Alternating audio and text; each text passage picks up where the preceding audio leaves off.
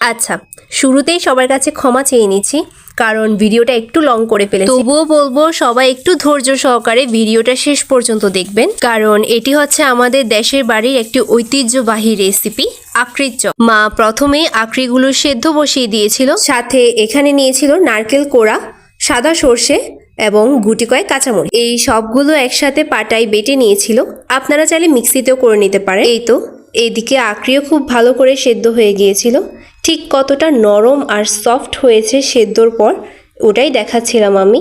এই তো মা এদিকে আঁকড়ির ভিতরে যে অংশটা, অর্থাৎ আঁকড়ির যে বিচিগুলো, ওগুলো আঁকড়ি থেকে আলাদা করে নিচ্ছিল। মার সাথে সাথে আমিও করছিলাম, কিন্তু সেটি ভিডিও করা হয়নি। আমার ভয়েস হয়তো আপনাদের কাছে একটু অকওয়ার্ড লাগছে, কারণ গত 3-4 দিন ধরে বেশ ভালো ঠান্ডা লেগে আছে। এই তো দেখতে দেখতে আঁকড়ি এবং আঁকড়ির বীজ সম্পূর্ণ আলাদা করে ফেলেছি আমরা। এইদিকে মা চপ ভাজার জন্য বেসনের গোলা বানিয়ে রাখছিল। তো বেসনের সাথে মা এখানে চালের গুঁড়িও দিয়েছিল।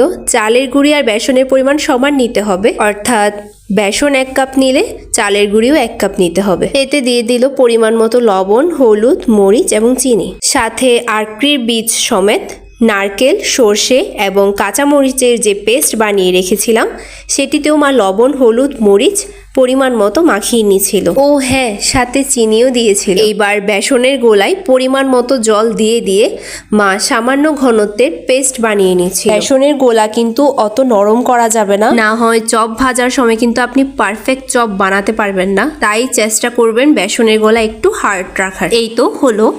এবার নুন, হলুদ, মরিচ, চিনি দিয়ে মাখিয়ে রাখা আঁকড়ির বীজ সমেত যে পেস্ট আমরা বানিয়ে রেখেছিলাম সেটি একটু তেলে নাড়াচাড়া করে নিতে হবে, অর্থাৎ সামান্য ভাজা ভাজা হয়ে এলে নামিয়ে নিব। আর এই যে মার এভাবে উল্টানো স্টাইলটা আমার বেশ ভালো লাগে দেখতে। এবার ওই পুরটা যেটা আমরা তেল থেকে নাড়াচাড়া করে সামান্য ভাজা ভাজা হয়ে আসার পর নামিয়ে নিয়েছিলাম, সেটি আঁকড়ির খালি অংশে ভরে নিতে হবে। চেষ্টা করবেন একটু বেশি করে পুর দেওয়ার, না হয় খেতে ভালো লাগবে না। এই তো আমি আর মা মিলে ঠাসা ঠাসা করে পুর ভরে নিচ্ছিলাম। আর এই তো দেখতে দেখতে আমাদের সবগুলো আঁকড়িতে পুর ভরা হয়ে গেল। এবার মা যে বেসনের ব্যাটারটা বানিয়ে রেখেছিল সেটিতে ভরে এগুলো ডুবো তেলে ভেজে নিবে। এই ক্ষেত্রে এক পিঠ লাল করে ভাজা হয়ে গেলে পরের পিঠ, অর্থাৎ যেটিতে আমরা পুর লাগাইনি, আঁকড়ির পিঠটা রয়ে গেছে, সেটিতেও কিন্তু আমাদের বেসন দিয়ে ভেজে নিতে হবে। এই তো এবার সবগুলো চপ আমরা লাল লাল করে ভেজে নিব। যারা ধৈর্য সহকারে পুরো ভিডিও দেখেছেন আপনাদের বলবো মাস্ট একবার ট্রাই করবেন। That's it for today, by.